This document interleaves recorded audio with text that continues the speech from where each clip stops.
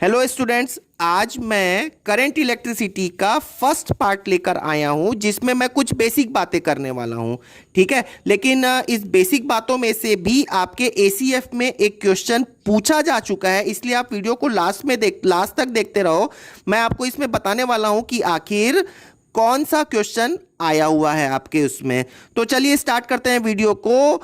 सबसे पहले मैं बात करता हूं ओम्स लॉ। ओम्स लॉ आप 10th में भी पढ़ चुके हैं, बहुत ही सिंपल है स्टूडेंट्स। यदि आपके पास में एक वायर है और वायर के दो टर्मिनल पे पोटेंशियल डिफरेंस V है, तो जितना ज्यादा पोटेंशियल डिफरेंस होगा उतना ही ज्यादा करंट फ्लो होगा। तो ये आपने बहुत ही पहले से सुन रखा है, V इक्वल टू IR होता है, जिसको R हम बोलते हैं रजिस्टेंस।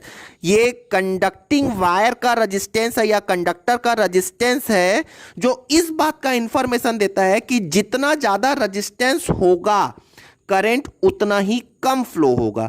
तो आर के लिए मेरे पास में एक्सप्रेशन क्या हो गया, V बाई आई। V मतलब V का यूनिट होता है पोटेंशियल डिफरेंस, इसको कहते हैं, जिसका यूनिट होता है वोल्ट, और करंट I होता है, I का यूनिट होता है एम्पियर। तो मैंने यहां पर यूनिट लिख रखा है वोल्ट पर एम्पियर। ये रेजिस्टेंस का एक यूनिट होता है जिसको ओम बोलते हैं और जिसे इस साइन से रिप्रेजेंट करते हैं। स्टूडेंट्स, अब अगला आप देखिएगा, मैंने यहां पे बहुत सिंपल एक क्वेश्चन लिख रखा है। पर्पस क्वेश्चन तो बताना है ही है, उसके साथ ही साथ ये डायमेंशनल फॉर्मूला क्या होता है ये मैं बताने वाला हूं। तो डायमेंशनल फॉर्मूला आप सभी बच्चों को वैसे पता होना चाहिए। जैसे मेरे पास में मास है, इस मास के लिए मैं डायमेंशंस के लिए यदि डायमेंशनल फॉर्मूला के लिए क्या लिखता हूं, m लिखता हूं।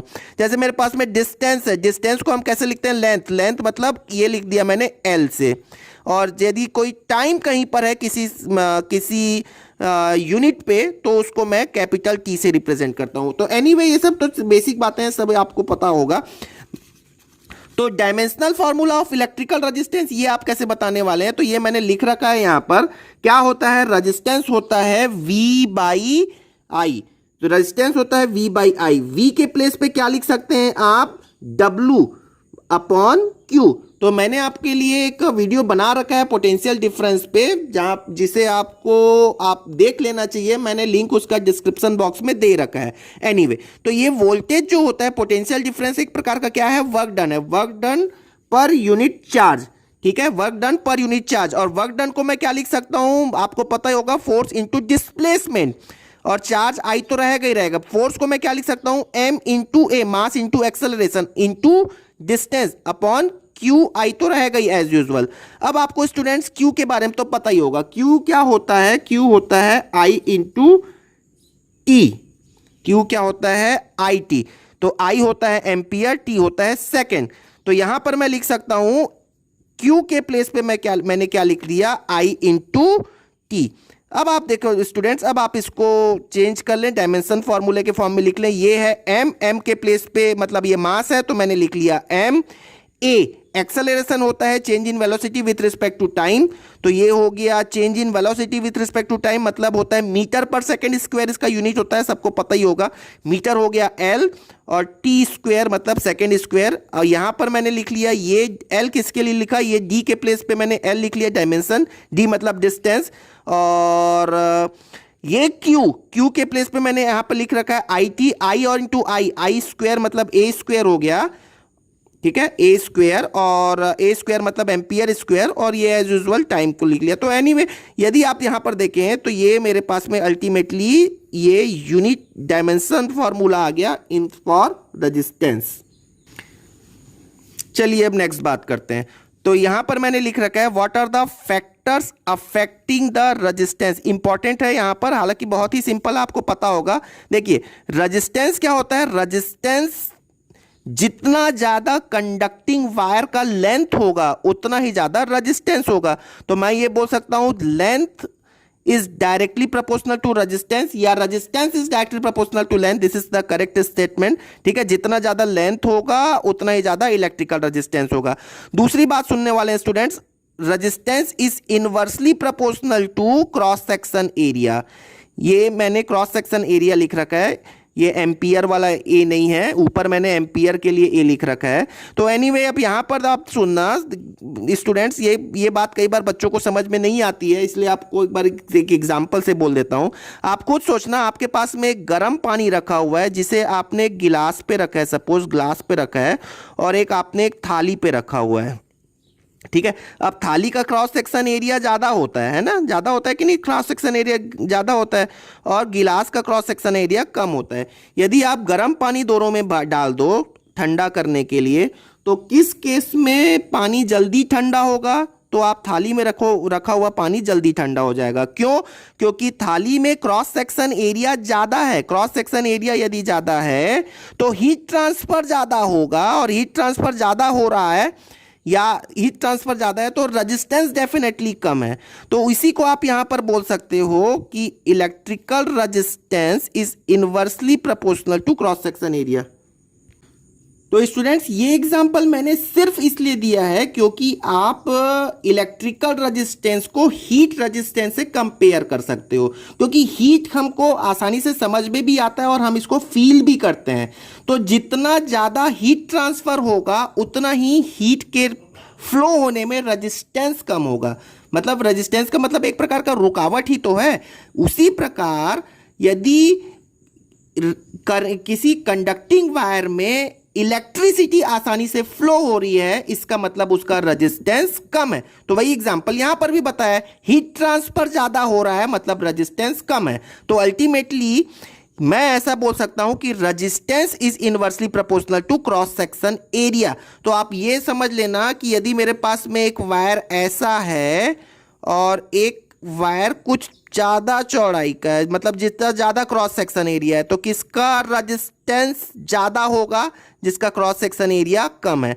तो इसका रेजिस्टेंस ज़्यादा होगा, इसका रेजिस्टेंस कम होगा। एनीवे, अब अगली बात समझना, मेरे पास में रेजिस्टेंस को अफेक्ट करने का जो तीसरा फैक्टर है वो है टेम्परेचर। तो रेजिस्टेंस और टेम्परेचर में क्या रिलेशन है, ये भी बहुत इंपॉर्टेंट है, क्योंकि बहुत से बच्चों को कंफ्यूजन होता है यहाँ पर। Temperature is directly proportional to resistance. जितना ज़्यादा टेम्परेचर होगा कंडक्टिंग वायर का, रेजिस्टेंस उतना ही ज़्यादा होगा। बहुत से बच्चे इसको भी एक लेकर बात कंफ्यूज रहते हैं कि टेम्परेचर बढ़ेगा तो इलेक्ट्रिसिटी आसानी से फ्लो होने लगेगी, वो ऐसा सोचते हैं। यदि इलेक्ट्रिसिटी आसानी से फ्लो होगी तो रेजिस्टेंस कम होना चाहिए, ऐसा भी आप सोचते हो, तो ये गलत है। क्या कहा मैंने? टेम्परेचर बढ़ने के साथ साथ रेजिस्टेंस बढ़ता है। ऐसा क्यों? इसको भी मैं एक छोटे से एग्जांपल से बोल देता हूं। सपोज आपके पास में ये एक कंडक्टिंग वायर है, ठीक है, कंडक्टिंग वायर है, और यहां पर आपका ये सपोज ये मैंने छोटे छोटे एटम रख रखे हैं, जो लाइन से रखे हुए एटम है, ठीक है, कंडक्टिंग वायर के एटम है, और यहां से इलेक्ट्रिसिटी को फ्लो होना, मतलब करंट को फ्लो होना है, तो ये आसानी से सीधे सीधे निकल जाएगा। लेकिन यदि आप इसके टेम्परेचर को बढ़ा दो, यदि इसके टेम्परेचर को बढ़ा दें तो एटम जो हैं वो मिसमैनेज हो जाएंगे, मतलब रैंडम हो जाएंगे, ऐसे ऐसे कुछ रैंडम हो गए। अब करंट को फ्लो होने में आसानी नहीं होगी, क्योंकि यहाँ तो सीधा सीधा निकल गया, लेकिन यहाँ पर रैंडम एटम का अरेंजमेंट होने के कारण करंट आसानी से फ्लो नहीं होगा। तो कुल मिला के बात ये याद रखो, ये इस एग्जांपल्स में इतना दिमाग मत लगाओ। Resistance is directly proportional to temperature. और चौथी बात तो बहुत सिंपल है, रेजिस्टेंस मटेरियल के नेचर पे भी डिपेंड करता है कि आखिर वो मटेरियल क्या है। जैसे गोल्ड का रेजिस्टेंस, इलेक्ट्रिकल रेजिस्टेंस अलग होगा, आयरन का इलेक्ट्रिकल रेजिस्टेंस अलग होगा, कॉपर का अलग होगा। तो हम ये बोल सकते हैं कि रेजिस्टेंस जो है वो मटेरियल पर भी डिपेंड करता है। तो स्टूडेंट्स, यहाँ पर ये दो फैक्टर्स ज़्यादा इंपॉर्टेंट है, इसकी ज़रूरत अभी पड़ने वाली है। चलिए देखते हैं आगे की बात हमको क्या पढ़नी है। दोगे करंट क्या होता है, ये क्वेश्चन पूछा हुआ, जैसे मैंने स्टार्टिंग में बताया था कि इससे रिलेटेड एक क्वेश्चन पूछा हुआ है। तो करंट क्या होता है? तो करंट तो कुछ भी नहीं है। सपोज यहां पर एक चार्ज है, ये चार्ज है मेरे पास में, चार्ज को मैंने बोला Q, तो ये एक चार्ज है। यदि ये रखा हुआ है तो आप इसको चार्ज बोलोगे, और यदि ये किसी कंडक्टिंग वायर में चल रहा है तो उसको आप क्या बोलोगे? करंट बोलोगे। तो करंट क्या है? करंट क्या है? Charge flowing through a conductor per unit time, ठीक है, दैट इज कॉल्ड करंट। अब सुनो, चार्ज एक्चुअली में क्या है? चार्ज होता है n इंटू ई, ये याद रख लो, n इंटू ई। अब सुनो, दुनिया का सबसे छोटा चार्ज होता है एक इलेक्ट्रॉन का चार्ज, चार्ज ऑफ इलेक्ट्रॉन। तो इलेक्ट्रॉन क्या है? एक निगेटिव चार्ज पार्टिकल है, ठीक है। और ये सबसे छोटा चार्ज होता है और इसकी वैल्यू होती है 1.6 इंटू 10⁻⁻19 कूलम, याद होगा शायद आपको।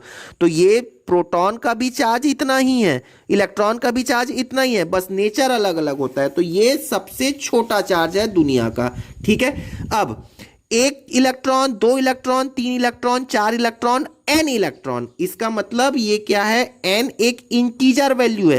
तो चार्ज की जो वैल्यू है, कोई भी चार्ज है, वो इलेक्ट्रॉन के चार्ज का एग्जैक्ट मल्टीपल होता है। आप कुछ भी चार्ज पॉसिबल है क्या? नहीं। जैसे मैं बोलता हूं कि एक क्लास में 10 स्टूडेंट है, 15 स्टूडेंट है, 20 स्टूडेंट है, क्या कभी क्लास में 21.5 स्टूडेंट हो सकते हैं क्या? फ्रैक्शनल वैल्यू हो सकती है क्या? नहीं हो सकती ना। उसी प्रकार ये जो इलेक्ट्रॉन के चार्ज का एग्जैक्ट मल्टीपल होता है दुनिया का कोई भी चार्ज। खैर एनीवे, ये सब बहुत सिंपल सी बातें हैं। अब आप देखना कि मैं यदि करंट के लिए फॉर्मूला लिखना चाहूं तो मैं ऐसा लिख सकता हूं, चार्ज फ्लोइंग पर यूनिट टाइम, मतलब मैंने टाइम से रिलेट कर दिया। Q के प्लेस पे मैं क्या लिख सकता हूं? N into E upon T. Clear हो गया? तो ये हो गया आपका Q is equal to I T, जैसा मैं बोल रहा था, Q is equal to I T लिख सकते हैं ना। अब आप यहां पर देखें, I का यूनिट क्या होता है? एम्पियर होता है, ठीक है, एम्पियर। तो ये आप एम्पियर, आपको मैंने थोड़ी देर पहले ही आपको बताया था। नाउ आप एक बात यहां पर देखना स्टूडेंट्स, ये आपको यहां पर मैंने लिखा फ्लो ऑफ चार्ज, ये याद रखने वाले हो। ऐसे तो बहुत सिंपल बात है, फ्लो ऑफ चार्ज। मैंने जैसे बताया ना कि आज का जो वीडियो है वो बहुत बेसिक बातें हैं। फ्लो ऑफ चार्ज, चार्ज का फ्लो यदि इस डायरेक्शन पे होता है तो करंट का फ्लो किधर होगा? फ्लो ऑफ करंट चार्ज के करंट के फ्लो का जस्ट अपोजिट होता है, ठीक है।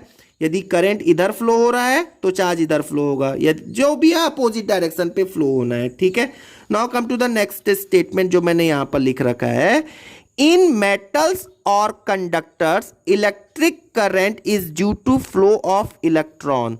तो इलेक्ट्रॉन के फ्लो के कारण ही करंट फ्लो होता है, जैसा मैंने शुरू में बताया। अच्छा, यहां पर एक बात सुनना स्टूडेंट्स, यहाँ पर ये जो मैं थोड़ी देर पहले ही बोला था ना कि क्या क्वेश्चन पूछा है, मैंने लिख नहीं रखा है। आप ACF के क्वेश्चन पेपर में देख लेना, 2016 या 17 में आई का जो है यूनिट पूछा हुआ है। क्या होगा आई का unit? Charge upon coulomb upon second, ठीक है। That is very important. यहाँ पे जो टाइम है, that is time is applicable only for second. तो मैं इसको ऐसा भी लिख सकता हूं, कूलम इंटू सेकेंड इनवर्स, ठीक है। ये याद ध्यान रखने वाले हैं। अब आप देखो next point, next point is very important, जो मैंने आपको थोड़ी देर पहले बताया था कि resistance is directly proportional to L होता है और resistance is inversely proportional to cross section area होता है, ठीक है। ये दोनों को मैंने एक साथ कंबाइन करके लिखा और यहां पर एक टर्म लगा लिया रो। रो क्या होता है स्टूडेंट्स? अभी इसको ही बताते हैं। देखो, यदि रो को क्या बोलते हैं वो मैं आपको बता रहा हूं, लेकिन L को यदि 1 ले लूं और A को 1 ले लूं, चलो 1 मतलब 1 सेंटीमीटर ले लेते हैं, कोई भी यूनिट ले सकते हो आप, और A को मैं सेंटीमीटर स्क्वायर लिख लेता हूं, सेम यूनिट पे ले लिया, ठीक है। यदि A की वैल्यू 1, L की वैल्यू 1, तो आप ये बोल सकते हो कि R इज इक्वल टू रो। अब समझ लो रो क्या होता है। रो है एक स्पेसिफिक रेजिस्टेंस। क्या होता है? स्पेसिफिक रेजिस्टेंस, जो यहां पर लिख रखा है मैंने, स्पेसिफिक रेजिस्टेंस। ये एक स्पेशल टाइप का रेजिस्टेंस है। देखो, रो और आर इक्वल हो गए कि नहीं हो गए? तो मतलब रो क्या है? एक प्रकार का रेजिस्टेंस है। क्या बोलते हैं? Specific resistance. हिंदी में क्या बोलते हैं? विशिष्ट प्रतिरोध बोलते हैं इसको, ठीक है। विशिष्ट प्रतिरोध हिंदी में बोलते हैं। एक स्पेसिफिक मतलब विशेष प्रतिरोध है, इसको हम रेजिस्टिविटी भी कहते हैं। That is very important. तो आपको यदि रेजिस्टिविटी या रेजिस्टेंस को समझना है तो आप ये समझ लो, यदि L की वैल्यू 1, A की वैल्यू 1, इसका मतलब आप सोचो, मान लो कि मेरे पास में एक वायर का पीस है, ठीक है, ये वायर है, और इस वायर का जो क्रॉस सेक्शन एरिया है, सपोज ये है 1 सेंटीमीटर स्क्वायर, ठीक, और इसका जो लेंथ है वो है 1 सेंटीमीटर। तो इस वायर का जो भी रजिस्टेंस है वही इसकी रजिस्टिविटी है। क्लियर हो गई कि नहीं बात? ठीक है, इस वायर का जो भी रजिस्टेंस है वो इसकी रेजिस्टिविटी है, ठीक। इसीलिए तो मैंने इसको क्या बोल दिया है कि स्पेशल रेजिस्टेंस बोल दिया है। तो आप यहां से रो के लिए एक्सप्रेशन भी बता सकते हो क्या? तो रो हो जाएगा, यहां से देखो, यहां से आप फॉर्मूला आप देख लीजिए, तो रो इज इक्वल टू क्या हो जाएगा, आर ए बाई एल। तो आर ए बाई एल, ठीक है। अब यूनिट ऑफ रो क्या होगा, रो का यूनिट क्या होना चाहिए? तो रो का यूनिट तो यहीं से आप बता सकते हो, आर का यूनिट एल बाई ए का यूनिट। तो आर का यूनिट क्या होता है, ओम, और एल बाई ए, एल क्या हो गया, metre upon metre square upon में मीटर, तो ये इसका यूनिट हो गया ओम मीटर, ठीक है। अब मैंने यहां पर डायमेंशनल फॉर्मूला के लिए छोटा सा स्पेस छोड़ के रखा है, जो मैं छोड़ ही रहा हूं, आपको मैं बताने वाला नहीं हूं, क्योंकि आप खुद से इसको बनाने वाले हैं और कमेंट बॉक्स में मुझे कमेंट करके बताएं। देखो यहां पर रेजिस्टेंस का तो हमने बताया ही है, अभी इलेक्ट्रिकल रेजिस्टेंस का आपको यूनिट एंड डायमेंशन फॉर्मूला बताया ही है, ये वाला होता है, या यहां पर ये बता ही दिया, ठीक है, ये नीचे मैंने बता रखा है।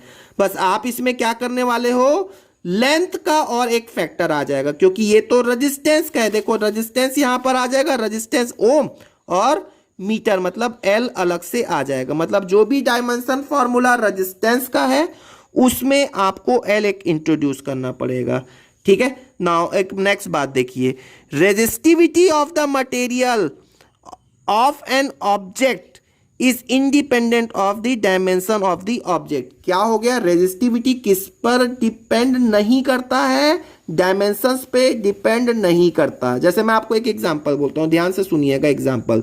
वाटर का बॉइलिंग पॉइंट क्या होता है, ये सबको पता होगा, कितना होता है वाटर का बॉइलिंग पॉइंट, 100 डिग्री सेंटीग्रेड होता है।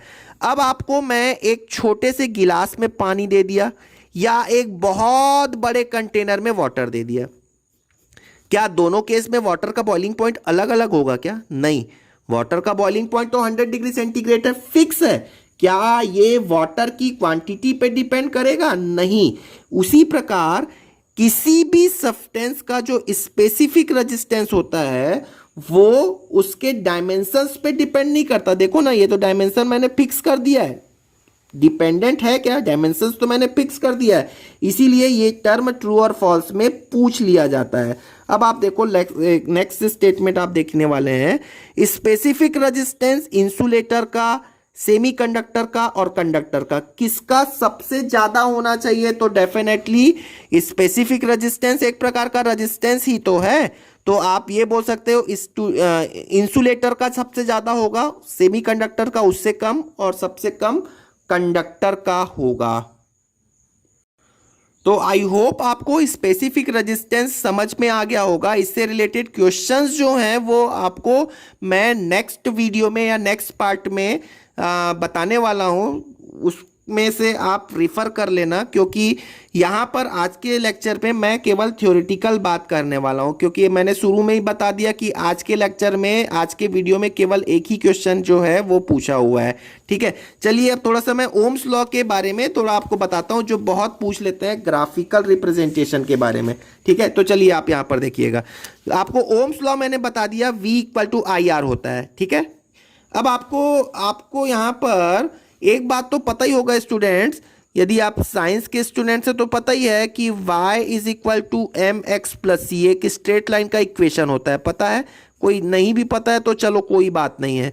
आप यहाँ पर y और x वेरिएबल है, चेंज होने वाली क्वांटिटी, m स्लोप है, c इंटरसेप्ट है। यदि इसको y is equal to mx plus c से कंपेयर करें तो c की वैल्यू कितनी हो जाएगी, यहाँ पर 0 हो जाएगी, y के प्लेस पे हो जाएगा v, i के प्लेस पे हो जाएगा x। कंपेयर किया तो कुछ ऐसा ही होगा।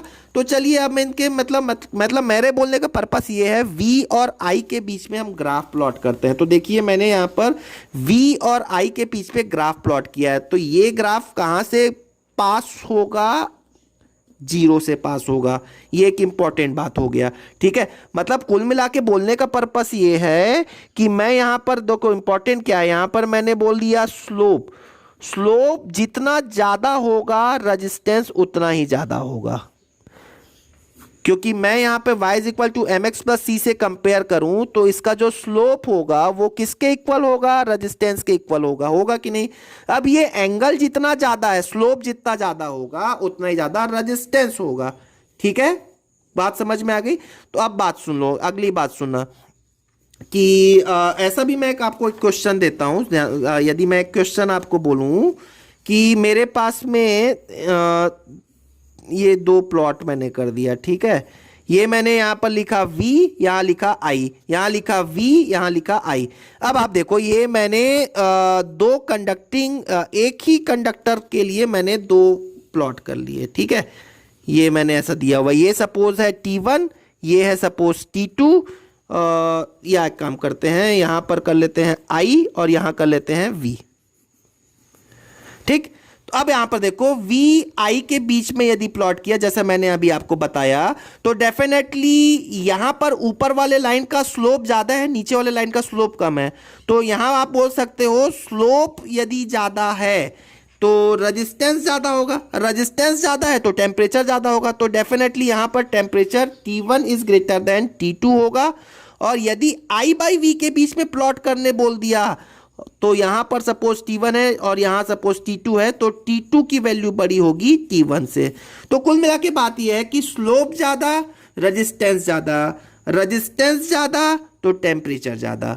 क्लियर होगा कि ये बात मैंने इसलिए बताया क्योंकि ये क्वेश्चन एक बार नीट में पूछा हुआ है, ठीक है। तो जो क्वेश्चन नीट में पूछा हुआ है वो क्वेश्चन आपके एसीएफ में भी पूछ सकते हैं।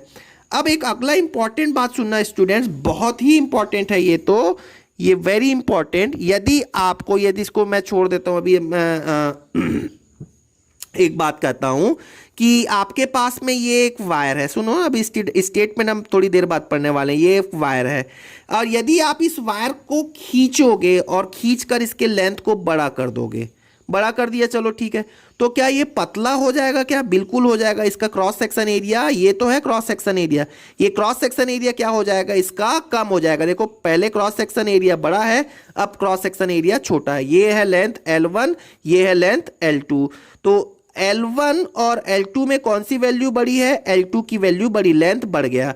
लेकिन एरिया की बात करें, क्रॉस सेक्शन एरिया, मैं A1 की बात करता हूं तो A1 बड़ा है और A2 छोटा है। क्लियर हो गया बात? तो वही बात मैंने यहां पर लिखा है कि if the length of conducting wire increases, यदि लेंथ बढ़ गया तो क्रॉस सेक्शन एरिया क्या हो जाएगा? कम हो जाएगा। बट क्या वॉल्यूम चेंज होगा? क्या नहीं होगा, वॉल्यूम उतना ही रहेगा, क्योंकि मास भी उतना ही रहेगा, वॉल्यूम भी उतना ही रहेगा। क्लियर होगा? खैर ठीक है, अभी आपको मैंने क्या बोल दिया कि रो R इज इक्वल टू क्या होता है? रो L बाई A। मतलब कुल मिला के यदि लेंथ चेंज होगा तो क्रॉस सेक्शन एरिया चेंज होगा, क्रॉस सेक्शन एरिया चेंज होगा तो रेजिस्टेंस में फर्क पड़ेगा। क्या फर्क पड़ेगा? इसके लिए इसी कॉन्सेप्ट को लेकर आप यूज कर सकते हैं। इसके लिए भी एक डेरिवेशन है जो आपको करने की जरूरत नहीं है। आप यहीं मैंने एक स्टेटमेंट लिख रखा है, इसको एग्जांपल से भी बता रहा हूं मैं।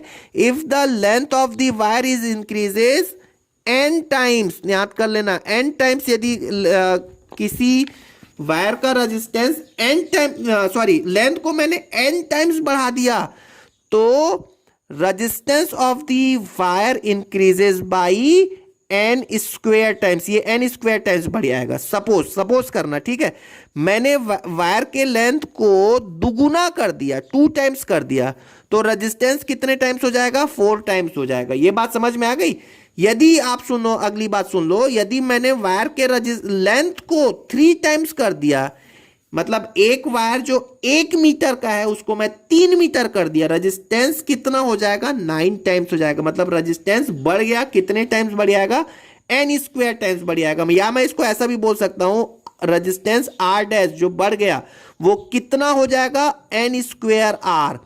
मतलब रेजिस्टेंस यदि 4 ओम है तो वो अब n स्क्वायर टाइम्स इंक्रीज हो जाएगा। ठीक है, नाउ एक नेक्स्ट टर्म देखिएगा, बहुत सिंपल है, ये भी कई बार पूछ लेते हैं। करंट डेंसिटी क्या होता है?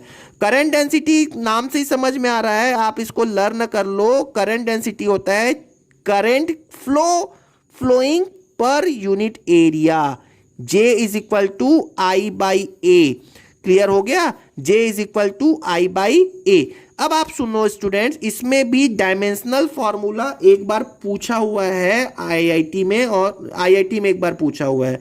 तो I का यूनिट क्या हो गया, एम्पियर, ठीक है, यूनिट हो गया एम्पियर। ए मतलब क्रॉस सेक्शन एरिया मतलब मीटर स्क्वायर मतलब लेंथ का है ना, तो आप इसको क्या बोलोगे, एम, मास पे इंडिपेंडेंट है, M L T L minus two हो जाएगा क्या, ये मीटर मतलब लेंथ माइनस टू हो जाएगा, ठीक है, ऊपर गया तो टाइम पे डिपेंडेंट है क्या, नहीं, एम्पियर क्या हो जाएगा, ए, ये ए और ये में फर्क है ना जी स्टूडेंट्स, ये क्या है, ये क्रॉस सेक्शन एरिया है, और ये वाला ए क्या है, एम्पियर वाला एरिया है, ठीक है, क्लियर हो गया यहाँ तक बात। अब बहुत ही इंपॉर्टेंट और थोड़ा कंफ्यूजन वाला टर्म है, मैं आपको बता रहा हूं, बस आपको कंफ्यूजन नहीं होगा यदि आप मेरी बात ध्यान से सुनेंगे। देखो, एक टर्म होता है रेजिस्टेंस, आपने तो पढ़ ही लिया, रेजिस्टेंस जितना ज्यादा होगा उतना ही धीरे फ्लो होगा या कम फ्लो होगा करंट, ठीक है। अब रेजिस्टेंस का जस्ट इनवर्स होता है कंडक्टेंस, ठीक है, तो रेजिस्टेंस का इनवर्स होता है कंडक्टेंस। तो आप ऐसा बोल सकते हो क्या, resistance is equal to 1/G conductance, या आप ऐसा बोल सकते हो क्या, कंडक्टेंस को मैंने G से रिप्रेजेंट कर दिया, ये होता है 1/R। तो सिंपल सी बात है ना, जितना ज्यादा कंडक्टेंस होगा उतना ही कम रेजिस्टेंस होगा और उतना ही करंट आसानी से फ्लो होने लगेगा। अब देखो, रेजिस्टेंस से रिलेटेड एक टर्म है स्पेसिफिक रेजिस्टेंस, ठीक है, रेजिस्टेंस से रिलेटेड एक टर्म है स्पेसिफिक रेजिस्टेंस, जिसको हम रो से रिप्रेजेंट करते हैं, ठीक है। उसी प्रकार स्टूडेंट्स, कंडक्टेंस से रिलेटेड एक टर्म होता है जो मैं यहां पर लिख रहा हूं, वो होता है कंडक्टिविटी। कंडक्टिविटी, तो स्पेसिफिक रेजिस्टेंस या स्पेसिफिक कंडक्टेंस, इसको ही मैं क्या बोल सकता हूं, स्पेसिफिक कंडक्टेंस, ठीक है, कंडक्टेंस। मेरे पास थोड़ा स्पेस कम है यहां पर, इसलिए मैं लिख नहीं रहा हूं, लेकिन आपको देखो लर्न नहीं करना है, याद नहीं करना है इसको, आप इसको समझ लो, resistance specific resistance, conductance specific conductance. अब स्पेसिफिक रेजिस्टेंस को रेजिस्टिविटी भी कहते हैं, तो स्पेसिफिक कंडक्टेंस को कंडक्टिविटी भी कहते हैं। तो डेफिनेटली ये कंडक्टिविटी क्या होना चाहिए, इसका इनवर्स, मतलब कंडक्टिविटी को हम सिग्मा से रिप्रेजेंट करते हैं, और सिग्मा इज इक्वल टू क्या हो जाएगा, 1/ρ। क्लियर हो गई बात, ठीक है। तो रो का इनवर्स मतलब स्पेसिफिक रेजिस्टेंस का जो इनवर्स होता है उसको हम बोलते हैं कंडक्टिविटी या स्पेसिफिक कंडक्टिविटी। तो आई होप आपको यहां तक की थ्योरेटिकल बातें समझ में आ गई होंगी। नेक्स्ट पार्ट वेरी इंपॉर्टेंट होगा आपका, जिसमें मैं कुछ न्यूमेरिकल्स और आए हुए काफ़ी सारे क्वेश्चंस कराने वाला हूं। और आपको यदि वीडियो पसंद हो तो आप इसे लाइक कर लें, चैनल को सब्सक्राइब कर लें, सो दैट मेरे नेक्स्ट वीडियो का नोटिफिकेशन आपको टाइमली मिलता रहे। Thank you very much.